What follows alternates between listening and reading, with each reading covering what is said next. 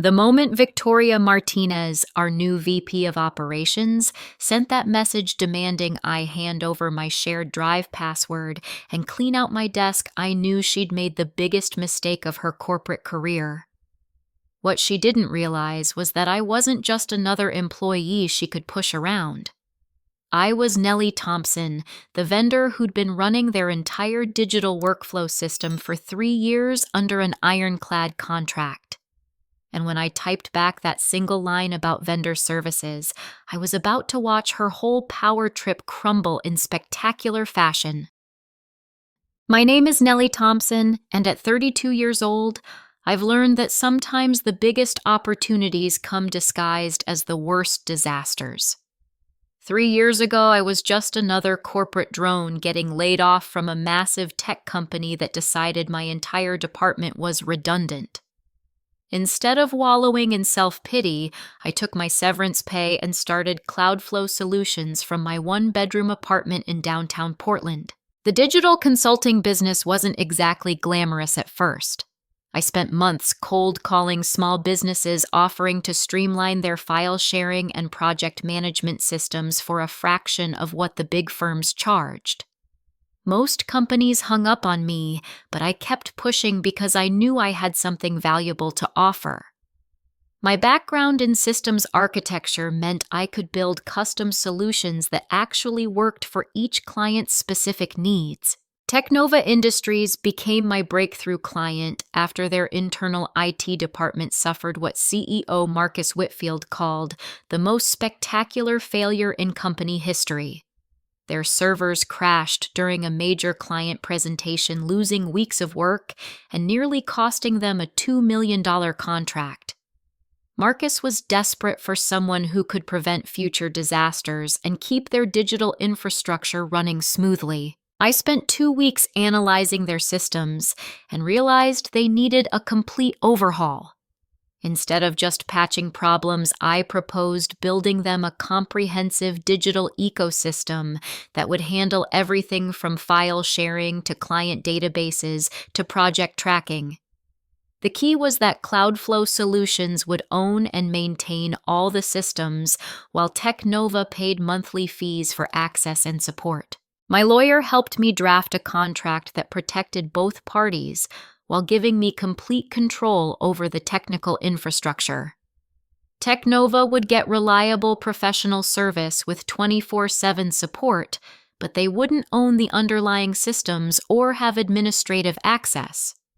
It was like leasing a car instead of buying one. They got all the benefits without the responsibility for maintenance or upgrades. Marcus loved the arrangement because it freed his team from dealing with technical headaches while keeping costs predictable.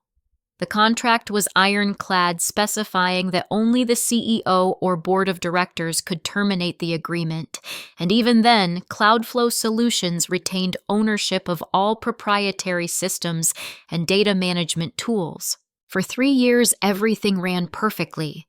I upgraded their infrastructure, automated tedious processes, and saved them countless hours of productivity. Their employees could access files from anywhere, collaborate seamlessly, and never worried about system crashes or data loss. I became an invisible but essential part of their daily operations. Then Victoria Martinez arrived like a hurricane in a designer suit. She'd been hired as VP of Operations by CFO Robert Sterling, who'd convinced the board that Technova needed to cut expenses by 20% to remain competitive. Victoria came with impressive credentials from larger companies and promises to eliminate waste while improving efficiency. Her first week involved reviewing every department budget with surgical precision.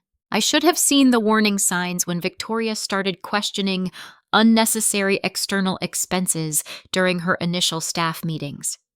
She had this way of speaking that made everything sound like a personal failing rather than a business decision. When she asked about Cloudflow Solutions, her tone suggested she'd already decided we were overpriced and underperforming.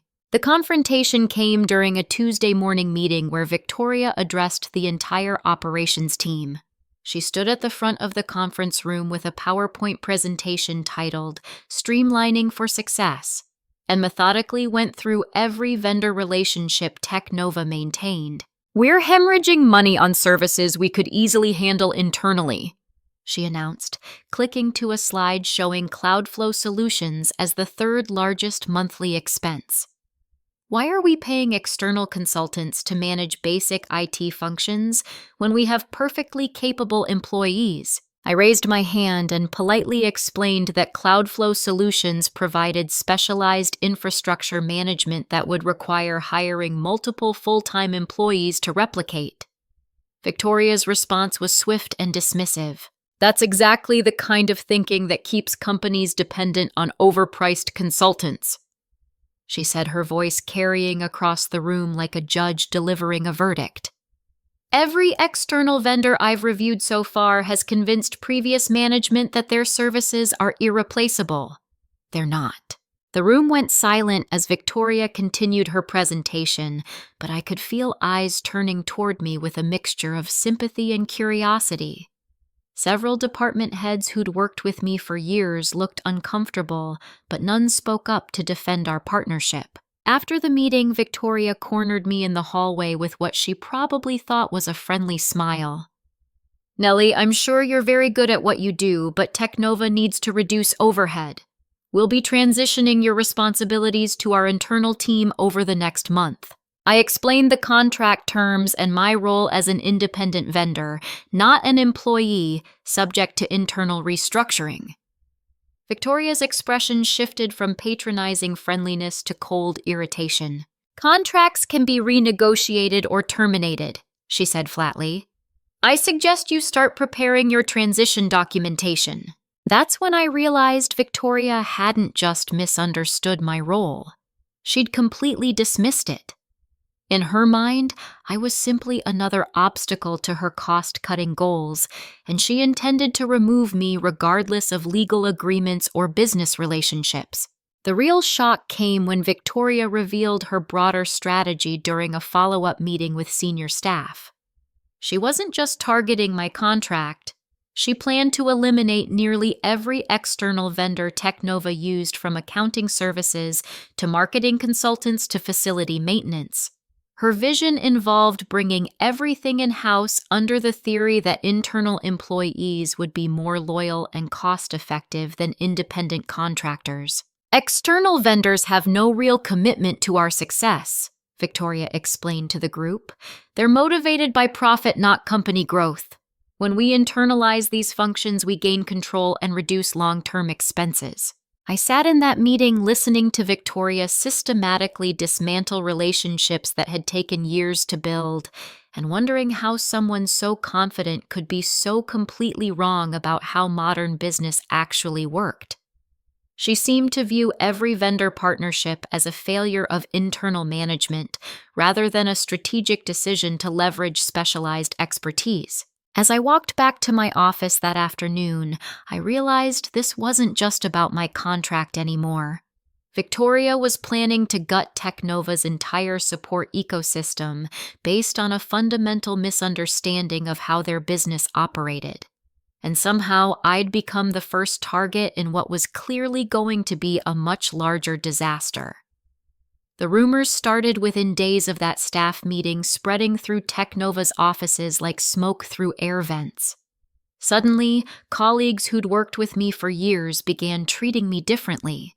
Not hostile exactly, but cautious, as if my professional problems might be contagious. Victoria had clearly been busy.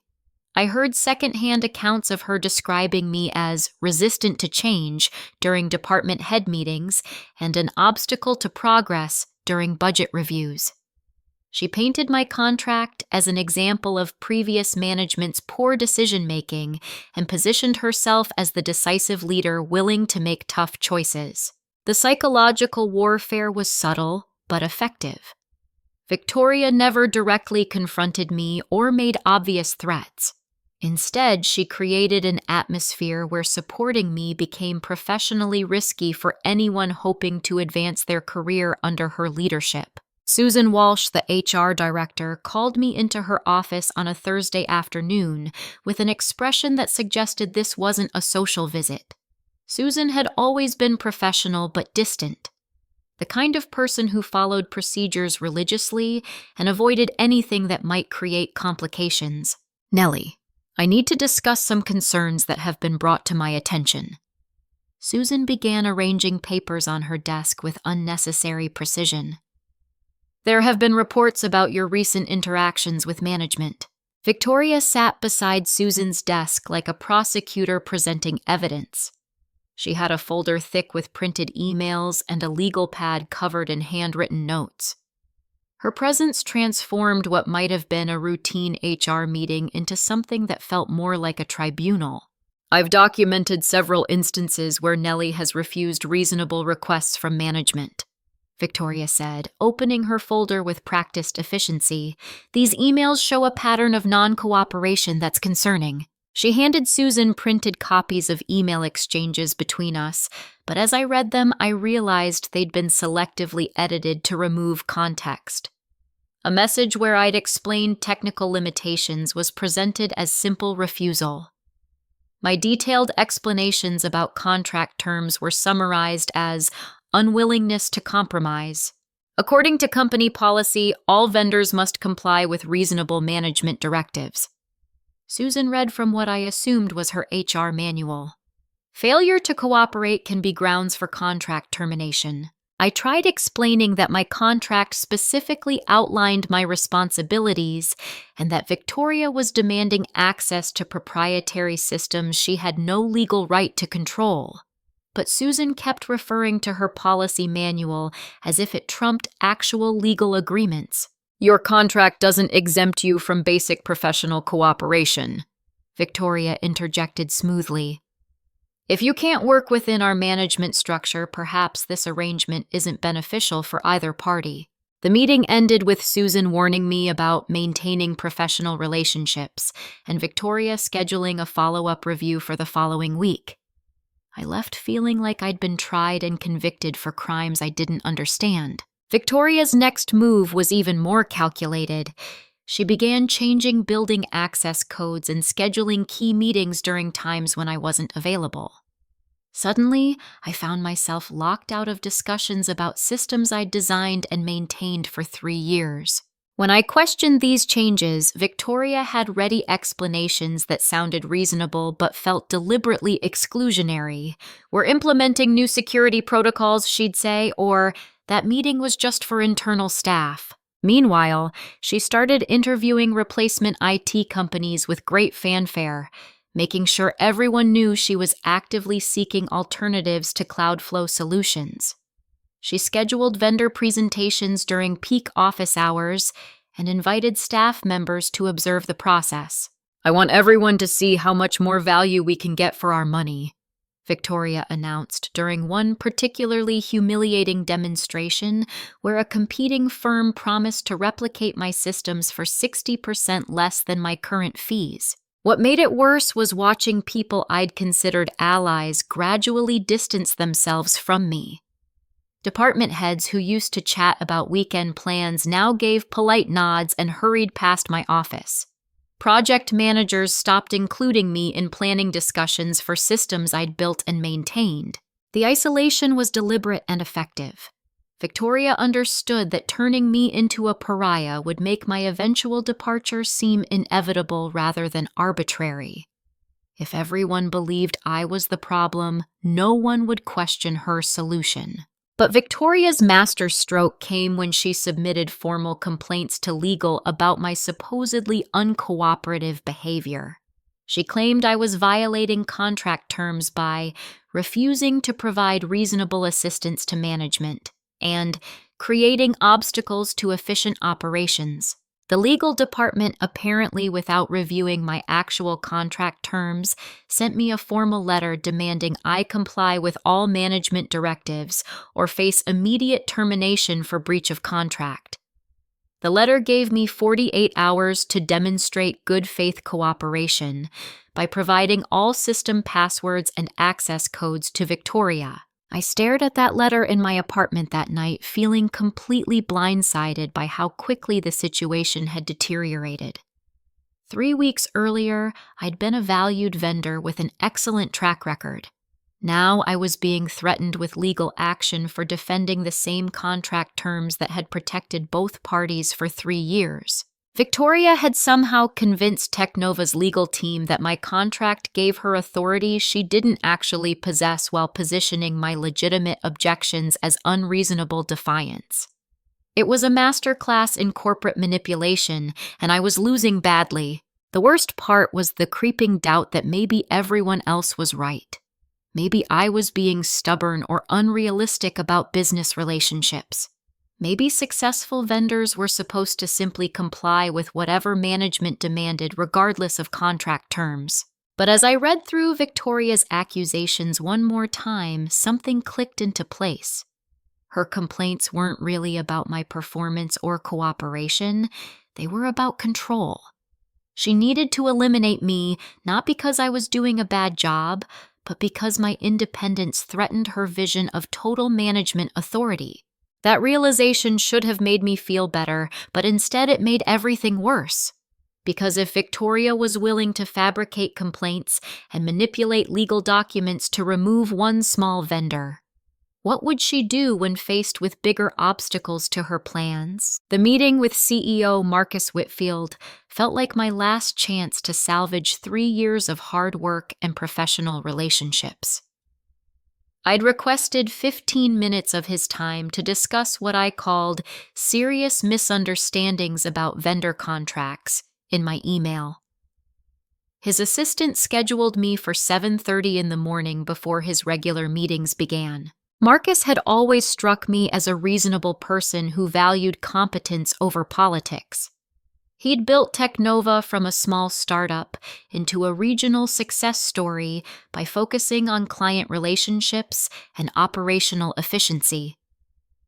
During our initial contract negotiations, he'd impressed me with his attention to detail and genuine interest in building long-term partnerships rather than just cutting costs. I arrived at his office carrying a folder containing our original contract email correspondence, documenting successful project completions and testimonials from department heads who'd benefited from Cloudflow solutions.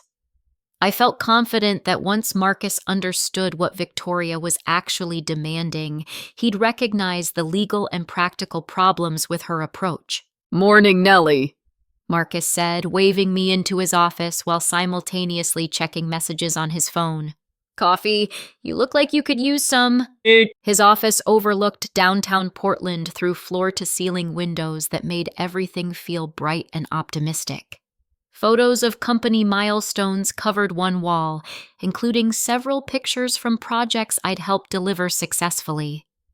Surely he remembered our partnership fondly. I spread the contract documents across his conference table and began explaining how Victoria had exceeded her authority by demanding administrative access to proprietary systems. Marcus nodded occasionally but kept glancing at his computer screen as if expecting urgent messages. "Look, Nellie, I appreciate everything you've done for us," he said when I finished my presentation. "But Victoria has been very persuasive about these cost-cutting measures. The board is breathing down my neck about expenses, and frankly, some of her ideas make sense." I felt my stomach drop as Marcus continued speaking. He wasn't questioning Victoria's authority or reviewing the contract terms I'd carefully highlighted. Instead, he was explaining why her approach might be necessary for Technova's future success. "Victoria says you've been resistant to working within our new management structure," Marcus said, his tone suggesting he'd already accepted this characterization as fact. "Is there some reason you can't be more flexible about access and procedures?" I tried again to explain that flexibility wasn't the issue. Legal contracts and proprietary systems were. But Marcus seemed distracted by bigger concerns than vendor relationships. He kept checking his phone and glancing at his calendar as if our conversation was just another administrative task to complete. "The thing is," Marcus said finally, I trust my leadership team's judgment on operational matters. Victoria came highly recommended, and she's already identified significant cost savings across multiple departments. My heart sank as I realized Marcus hadn't actually reviewed my contract or investigated Victoria's claims. He was simply deferring to her expertise and hoping the problem would resolve itself without requiring his direct involvement. But then Marcus dropped the real bombshell. Between you and me, Nellie, I'm under enormous pressure from the board to cut expenses by 20%, or they'll start looking for a new CEO. He admitted, suddenly looking older and more tired than I'd ever seen him. I've got 6 months to prove we can operate more efficiently, or I'll be cleaning out my own desk. The revelation hit me like cold water. Marcus wasn't evaluating vendor relationships based on performance or value. He was desperately trying to save his own job. Victoria had positioned herself as his salvation by promising dramatic cost reductions, and he couldn't afford to question her methods. I understand you have a contract, Marcus continued, but contracts can be modified when business circumstances change. I need you to work something out with Victoria over the next week, or we'll have to consider termination. I sat there staring at someone I'd considered a professional ally and mentor, watching him sacrifice our 3-year partnership to appease a board that apparently valued short-term savings over long-term relationships. Marcus wasn't evil or malicious. He was just scared and willing to throw me under the bus to protect himself. 1 week, he repeated, standing up to signal the meeting was over. I'm sure you two can find a compromise that works for everyone. I walked out of that office feeling completely betrayed. Not because Marcus was a villain, but because he was a coward. He'd built Technova by making smart decisions and maintaining strong relationships, but now he was abandoning those principles the moment his personal position was threatened. The anxiety attacks started that afternoon. I'd be working at my computer when suddenly my chest would tighten and my breathing would become shallow. I'd never experienced anything like it before. This overwhelming sense of impending doom that made concentration impossible. I stopped sleeping through the night, lying awake, replaying conversations and wondering where I'd gone wrong. Maybe I should have been more accommodating during those early meetings with Victoria. Maybe I should have offered to renegotiate certain contract terms to demonstrate flexibility. But every time I considered compromising, I remembered that Victoria wasn't interested in negotiation. She wanted total surrender. Her goal wasn't finding a mutually beneficial arrangement, but eliminating vendor independence entirely. The worst part was how the stress began affecting my work for other clients. I'd catch myself making silly mistakes or forgetting important details because my mind was constantly churning over the Technova situation. Other business owners who depended on Cloudflow solutions deserved better than a distracted consultant who couldn't focus on their needs. Department heads who had worked with me for years started avoiding eye contact in hallways. People who used to chat about projects and weekend plans now gave polite nods and hurried past my office. The isolation was comprehensive and devastating. I started questioning everything about my business approach and professional judgment. Maybe I really was overpriced compared to larger firms. Maybe my insistence on contract terms was unreasonable in today's business environment. Maybe successful vendors were supposed to adapt to whatever management demanded regardless of legal agreements. The self-doubt was almost worse than the actual conflict with Victoria. At least her attacks were external threats I could potentially fight. But when your own confidence erodes, there's nowhere left to retreat. I found myself sitting in my car outside Technova's building during lunch breaks, just staring at the windows and wondering how everything had gone wrong so quickly. 3 weeks earlier, I'd been proud of building a successful consulting business that provided real value to clients. Now I felt like a fraud who'd been exposed as irrelevant. My father called that week asking about my business and whether I was still enjoying the consulting work. I couldn't bring myself to tell him about Victoria or the contract termination threats. Instead, I gave vague answers about challenging clients and competitive markets while fighting back tears. For the first time since starting Cloudflow Solutions, I seriously considered giving up and finding a regular job with a predictable paycheck and someone else making the difficult decisions.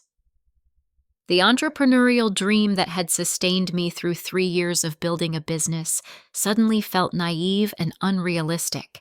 But as I sat in that parking lot feeling sorry for myself, something started shifting in my mindset. The despair was real, but underneath it was growing anger at how Victoria had manipulated everyone into believing her version of events. She'd turned my professional competence into a liability and my contract protections into obstacles. I realized I had 2 choices: accept defeat and walk away, or fight back with everything I had. And despite the anxiety and self-doubt, I wasn't quite ready to surrender everything I'd built without a real battle. Victoria's campaign against me escalated beyond anything I'd imagined when she started contacting my other clients directly. The first call came from Jennifer Ashworth at Cascade Marketing, a small firm I'd been working with for 18 months. "Nellie, I just got the strangest phone call," Jennifer said, her voice tense with confusion. "Someone from Technova called asking about your reliability and whether we've had any legal troubles with your services." My blood went cold as Jennifer continued explaining the conversation. Victoria had identified herself as a VP conducting due diligence research on Cloudflow Solutions after experiencing what she called significant service issues and contract disputes. She'd asked specific questions about my responsiveness, technical competence, and professional behavior. "She didn't say anything directly negative," Jennifer explained, "but the whole call felt like she was fishing for ammunition to use against you. What's going on over there?" I tried explaining the situation without sounding defensive or unprofessional, but how do you tell a client that another client is actively trying to destroy your business? Jennifer listened sympathetically, but I could hear concern in her voice about being associated with legal controversies. Within 2 days, Victoria had contacted every client listed on my website. She was systematic and strategic, presenting herself as a concerned business leader, trying to verify vendor reliability before making significant investment decisions. Most clients called me afterward feeling confused and worried about what kind of trouble I might be in. The damage was immediate and devastating. Mountain View Accounting decided not to renew their quarterly consulting contract, citing concerns about ongoing legal issues. Pacific Northwest Logistics postponed a major system upgrade they'd been planning for months, saying they wanted to wait until things settled down. In less than a week, Victoria had planted seeds of doubt with nearly every business relationship I'd spent years building. She'd weaponized my client list against me, using their trust in my work to spread suspicion about my character. But Victoria's masterstroke was filing a formal complaint with the Better Business Bureau. The complaint was a masterpiece of selective truth-telling and implied threats. She described Cloudflow Solutions as unresponsive to reasonable requests and unwilling to work within established management structures. She claimed I'd violated contract terms by refusing to provide necessary access to company systems. Most damaging was her assertion that I'd held company data hostage when she demanded administrative passwords. Victoria described my explanation of contract terms as evasive deflection and suggested I was using technical complexity to avoid accountability. The BBB complaint became public record, searchable by any potential client who might want to research Cloudflow Solutions before signing contracts. Victoria had effectively poisoned my professional reputation with an official document that would appear in background checks and business searches for years to come. My lawyer, David Chen, reviewed Victoria's complaint with barely concealed anger. "This is borderline defamation," he said, pointing to several statements that misrepresented our contract terms. but fighting it could cost more than your business is worth, and there's no guarantee we'd win.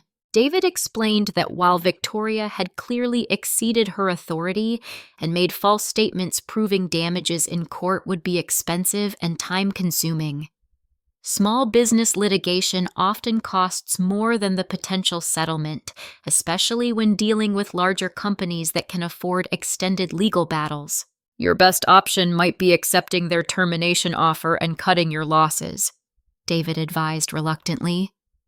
I hate saying that, but Victoria has put you in an impossible position. That night, I sat in my apartment staring at bills I might not be able to pay if I lost any more clients. My emergency fund could cover maybe 3 months of basic expenses, but rebuilding my business after this kind of reputation damage could take years. The stress was affecting my health in ways I'd never experienced. I'd lost 12 pounds in 2 weeks because food made me nauseous. I couldn't concentrate on simple tasks because my mind kept cycling through worst-case scenarios. I started having panic attacks in grocery stores and coffee shops, anywhere I might run into someone who'd heard rumors about my professional troubles. My business partner and best friend Jenny Rodriguez had been watching my deterioration with growing alarm.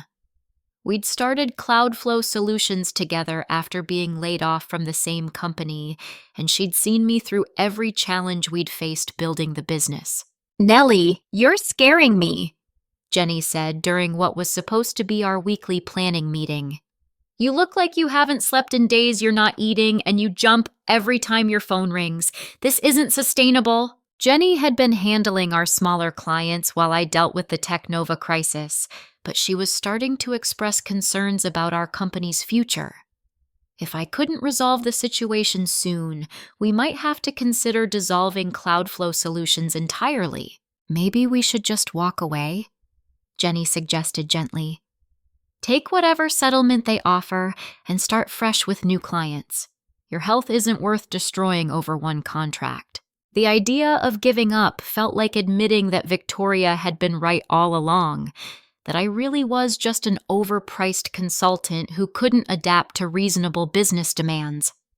But the alternative was fighting a battle that seemed designed to bankrupt me, regardless of who was legally correct. That weekend, my father called asking about my medical bills. He'd been dealing with heart problems for the past year, and his insurance didn't cover all the specialist visits and medications he needed.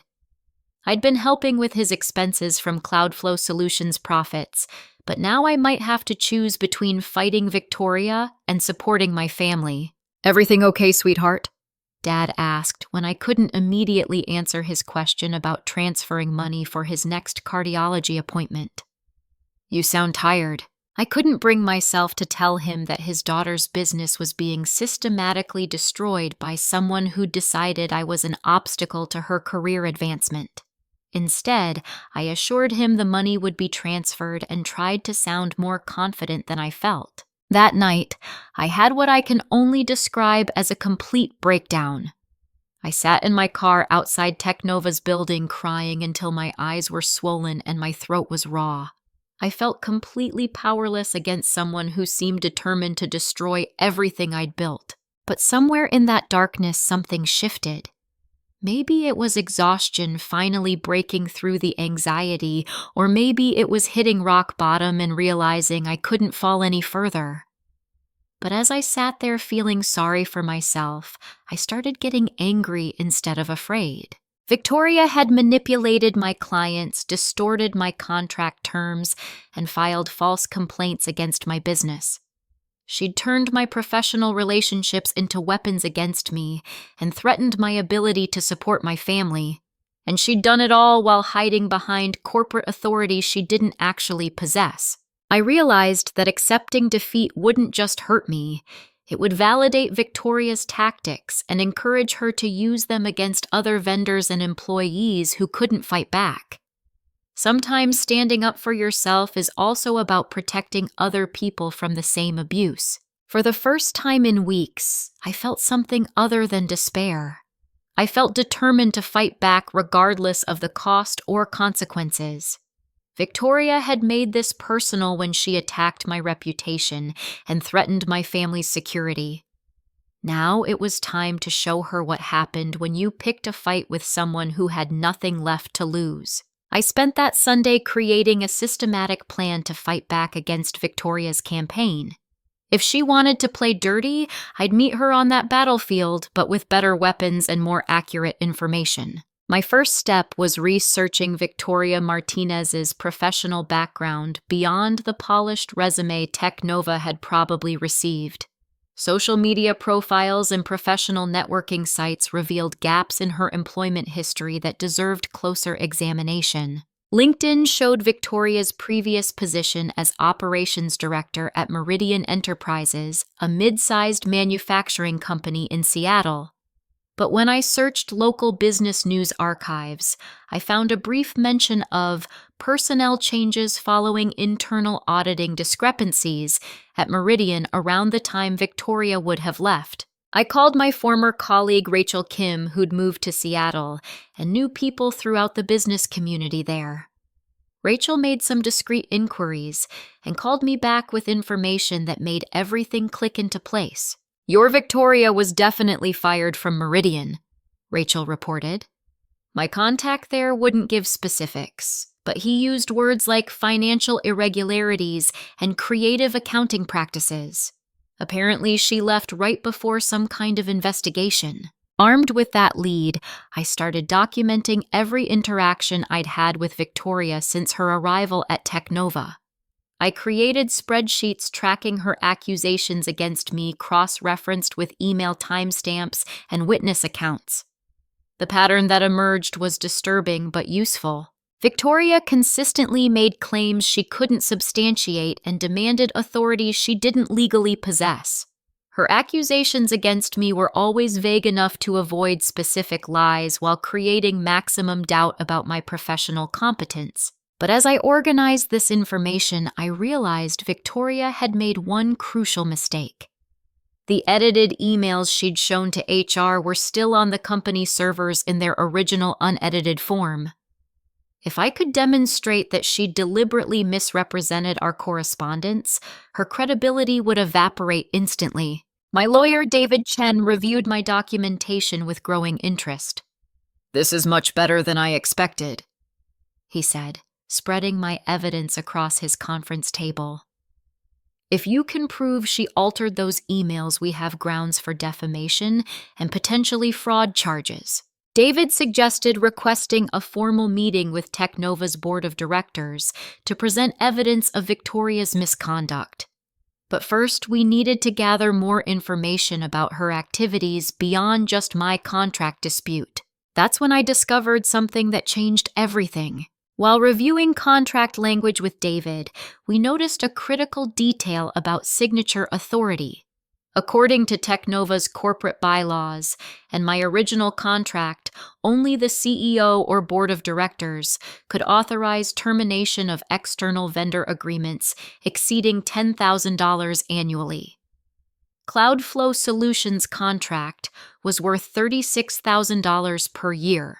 Victoria had no legal authority to terminate my contract, demand my passwords, or negotiate new terms. She'd been operating completely outside her actual job responsibilities, while everyone assumed she had legitimate power to make those decisions. "This is huge," David said, highlighting the relevant contract sections. "Every demand she's made has been legally meaningless. She's been conducting unauthorized negotiations while representing herself as having authority she doesn't possess." But as we dug deeper into Technova's financial records, public information available through state business filings, I discovered something even more significant. Department budgets under Victoria's supervision showed dramatic increases in consulting expenses, despite her public campaign to reduce vendor costs. Sterling Consulting Group, owned by Robert Sterling's nephew Michael, had received over $80,000 in contracts from Technova since Victoria's arrival. The services they provided overlapped significantly with work previously handled by vendors Victoria had eliminated or was trying to eliminate. "Look at this pattern," I told David, showing him the financial data. Victoria eliminates independent vendors claiming cost savings, then awards larger contracts to Sterling Consulting for the same work at higher rates. David studied the numbers with the focused intensity of a prosecutor reviewing evidence. "This isn't just contract disputes anymore," he said finally. "This looks like systematic fraud designed to funnel company money to connected parties." I felt my pulse quicken as the full scope of Victoria's scheme became clear. She wasn't just trying to eliminate my contract. She was systematically replacing Technova's entire vendor network with services provided by Sterling Consulting at inflated rates. The cost savings she promised were fictional, designed to hide the fact that she was essentially embezzling money through fraudulent contracts. But proving fraud would require more evidence than publicly available financial records. We needed internal documentation showing how decisions were made and who benefited from contract awards. That's when I remembered something Jennifer Ashworth had mentioned during our conversation about Victoria's phone call. Victoria had asked specific questions about Cloudflow Solutions' billing practices and technical capabilities, information that would be useful for a competitor trying to replicate our services. I called Jennifer back and asked her to describe Victoria's questions in detail. The conversation revealed that Victoria had been gathering technical specifications and pricing information under the pretense of conducting due diligence research. She asked about response time, system architecture, and even specific software we use, Jennifer explained. It felt more like a sales call than a reference check. Similar conversations with other clients revealed the same pattern. Victoria hadn't just been spreading doubt about my reliability. She'd been conducting competitive intelligence gathering to help Sterling Consulting bid on contracts they couldn't otherwise compete for.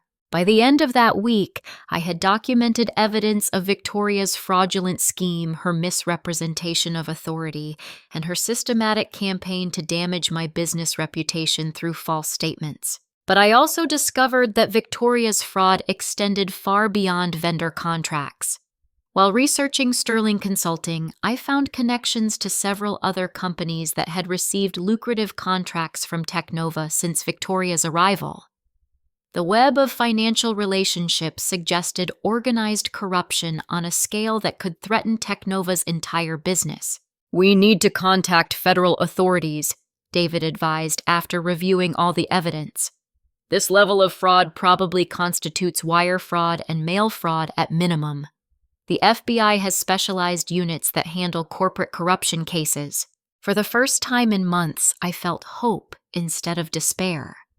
Victoria had been so focused on eliminating my contract that she'd left a trail of evidence documenting much larger crimes. Her arrogance and systematic approach had created the very documentation that would bring her down. But more importantly, I realized my fight wasn't just about saving Cloudflow Solutions anymore. I'd stumbled onto evidence of crimes that were actively harming Technova and potentially other vendors who couldn't fight back. Victoria's tactics weren't isolated incidents. They were part of a comprehensive criminal enterprise. The woman who'd tried to destroy my business had actually given me the tools to destroy her entire operation. Sometimes the best defense really is a devastating offense. Armed with evidence of Victoria's fraud scheme, I requested an emergency meeting with Technova's board of directors. My lawyer, David Chen, advised presenting the information as a whistleblower report rather than a personal grievance, framing our evidence as corporate governance concerns rather than contract disputes. Board Chairman Dr. Patricia Williams agreed to convene an executive session for Tuesday morning.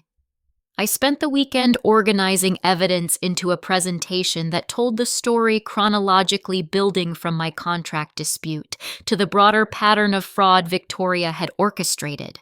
The boardroom felt intimidating with its massive mahogany table and portraits of company founders, but I reminded myself that these people had a fiduciary responsibility to protect Technova's interests. If Victoria was stealing from the company, they needed to know, regardless of how it affected my contract. I presented the evidence methodically, starting with Victoria's unauthorized demands for proprietary system access and building to the financial documentation showing fraudulent contracts with Sterling Consulting. The board members' expressions shifted from polite attention to focused concern as the scope of Victoria's crimes became clear. You're alleging that Ms. Martinez has been systematically awarding contracts to connected parties while eliminating legitimate vendors. Dr. Williams asked, studying the financial records I'd compiled. The documentation suggests she's been funneling company money to Sterling Consulting and related entities while claiming to reduce vendor expenses, I replied, pointing to specific transaction records. Total payments to these connected parties exceed $300,000 since her arrival. Board member Thomas Crawford, a retired federal prosecutor, leaned forward with intense interest. Have you verified these financial records through independent sources? David had anticipated that question and provided state business filings, public contract records, and cross-referenced banking information that confirmed the payment patterns. Crawford studied the documents with the methodical precision of someone who'd prosecuted white-collar crimes. This needs immediate investigation, Crawford announced to his fellow board members. If these allegations are accurate, we're looking at potential embezzlement, mail fraud, and breach of fiduciary duty. The board voted unanimously to suspend Victoria pending a comprehensive audit of all contracts awarded during her tenure. They also voted to suspend CFO Robert Sterling, given his family connection to the consulting firm that had received fraudulent contracts. But as the internal investigation began, something even more dramatic emerged. Technova's accounting firm discovered that Victoria's fraud extended beyond vendor contracts into client data management and competitive intelligence gathering. Victoria had been systematically copying client databases and selling proprietary information to Technova's competitors through a network of shell companies. The data theft constituted federal crimes under computer fraud statutes and potentially violated hundreds of client confidentiality agreements. We're looking at industrial espionage on a massive scale, explained FBI Special Agent Sarah Martinez during her initial interview with company executives. The data theft alone could result in federal charges carrying 20-year sentences.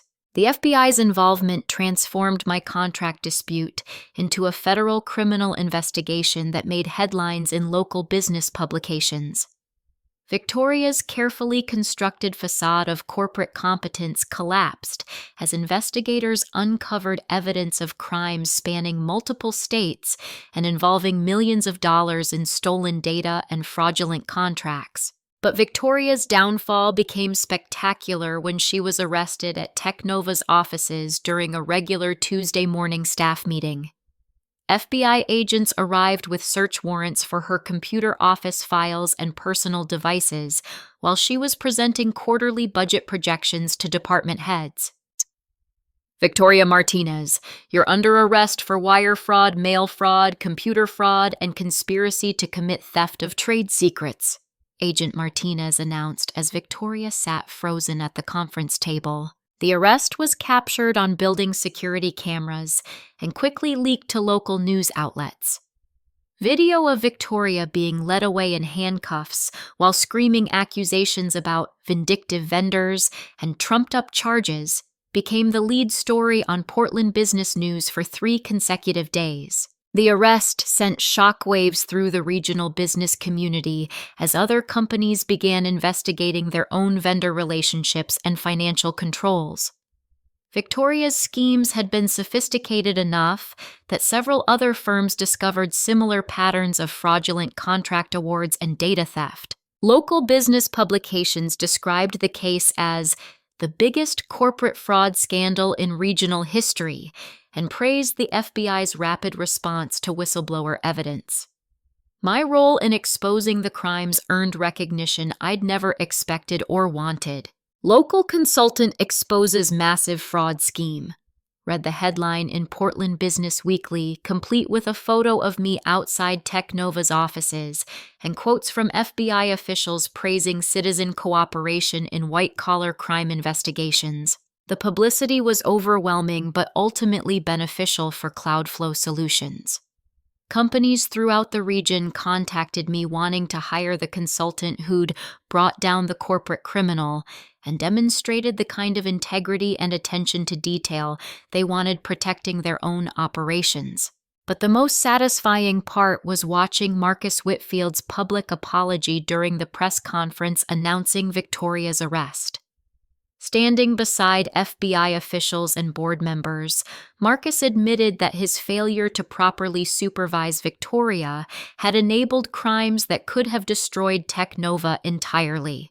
"We failed our vendors, our employees, and our clients by not recognizing criminal behavior that was occurring under our own roof," Marcus said, looking directly at me in the audience.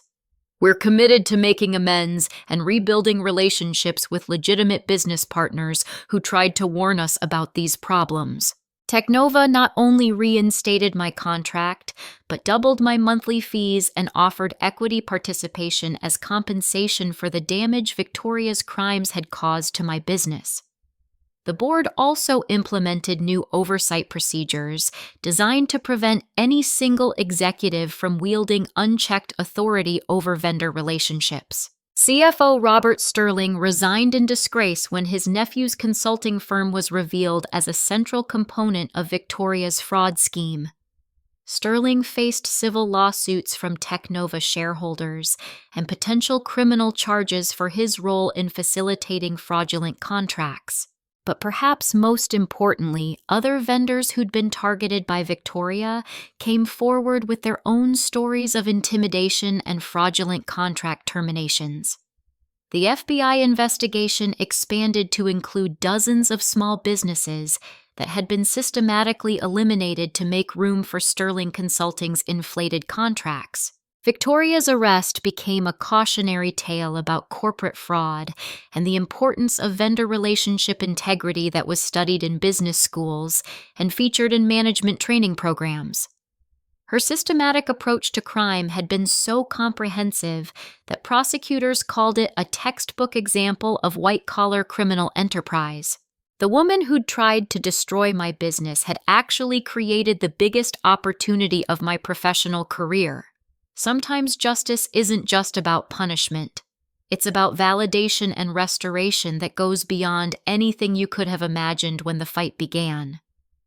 1 year later, I stood in the same Technova boardroom where I'd presented evidence of Victoria's crimes, but this time I was there to receive an award for business integrity and community service. The transformation felt surreal. From threatened vendor to honored partner in the span of 12 months. Victoria Martinez received a 5-year federal prison sentence after pleading guilty to wire fraud, mail fraud, computer fraud, and conspiracy charges. The judge described her crimes as a systematic betrayal of corporate trust that threatened the livelihoods of honest business owners and employees. Her plea agreement included full restitution to affected vendors and cooperation with ongoing investigations into similar fraud schemes. Robert Sterling faced civil lawsuits from Technova shareholders and received a 3-year sentence for his role in facilitating fraudulent contracts. His nephew's consulting firm was dissolved, and its assets liquidated to pay restitution to companies that had been overcharged for services. But the real victory was watching Technova implement new oversight procedures that protected vendor relationships and prevented any single executive from wielding unchecked authority over company operations. Marcus Whitfield used the crisis as an opportunity to strengthen corporate governance and rebuild trust with business partners throughout the region. We learned that ethical business relationships aren't just morally important, they're essential for long-term success, Marcus explained during the award ceremony. Nellie's courage in standing up to corruption saved our company from potential bankruptcy and criminal liability. Cloudflow solutions grew dramatically as companies sought consultants with demonstrated integrity and attention to detail. I hired 6 additional employees, including several former Technova staff members who'd been targeted by Victoria's intimidation campaigns. Jenny Rodriguez became Chief Operating Officer of our expanded firm, overseeing client relationships, while I focused on business development and strategic planning.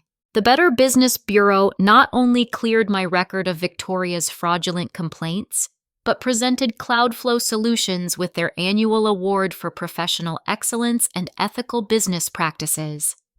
The recognition helped establish my company as the regional leader in digital infrastructure consulting, but the most meaningful outcome was establishing the Small Business Defense Fund, a legal assistance program for vendors and contractors facing corporate intimidation. The fund provides free legal consultation and litigation support for business owners who can't afford to fight fraudulent contract terminations or defamation campaigns. I speak regularly at business conferences and trade association meetings about recognizing and responding to workplace intimidation and vendor relationship fraud. The talks focus on helping entrepreneurs understand their legal rights and build support networks that can survive corporate pressure campaigns. Standing up for yourself isn't just about personal integrity.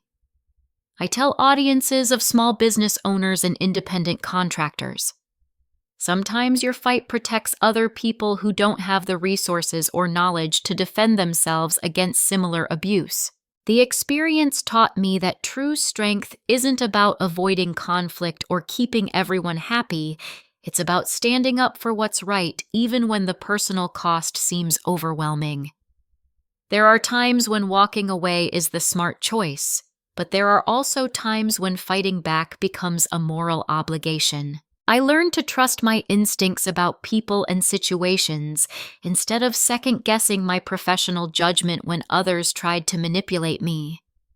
Victoria's systematic campaign of intimidation only worked because I initially doubted my own perceptions instead of recognizing toxic behavior for what it was. Most importantly, I discovered that my father's advice about doing the right thing even when it's hard wasn't just moral platitude. It was practical wisdom that guided me through the darkest moments of professional and personal crisis. Sometimes the right choice isn't the easy choice, but it's always the choice you can live with regardless of consequences. The ripple effects of fighting back extended far beyond my personal situation. Other vendors found courage to report suspicious contract terminations and fraudulent billing practices. Several companies implemented stronger oversight procedures after learning about Victoria's schemes. The regional business community became more vigilant about vendor relationship integrity and corporate governance. Last month, I received a letter from Elena Santos, a young entrepreneur who'd read about my case in a business publication. She was facing similar intimidation from a corporate client who was demanding contract modifications that would have bankrupted her marketing firm. Your story gave me the courage to stand up for myself instead of just accepting whatever they demanded, Elena wrote. I hired a lawyer, documented everything, and fought back.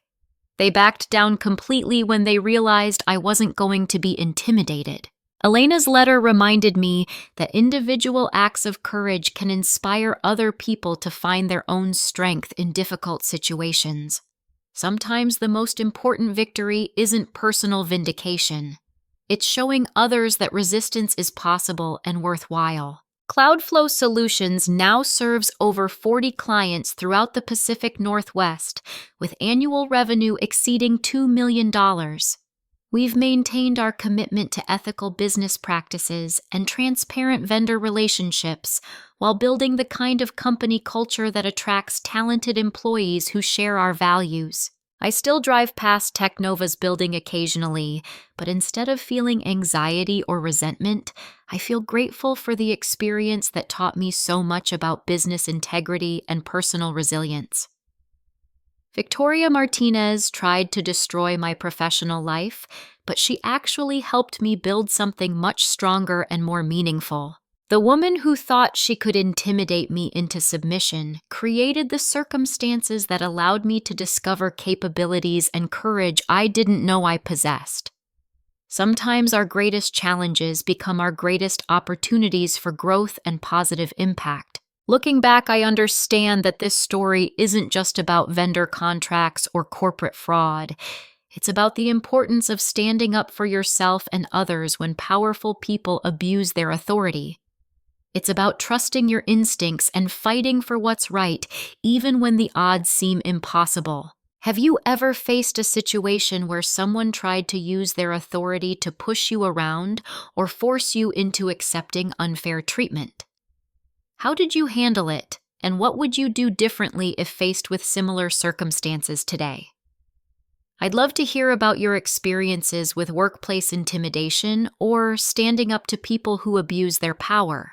If this story resonated with you or reminded you of similar situations you've encountered, please hit the like button and share it with others who might benefit from hearing about the importance of fighting back against corruption and intimidation. Subscribe for more stories about everyday people finding the courage to stand up for themselves and others in challenging circumstances. Thank you for listening to my story about discovering that sometimes the biggest professional crisis can become the greatest opportunity for personal growth and positive change. I hope it encourages you to trust your instincts and stand up for what's right, even when the path forward seems difficult or uncertain.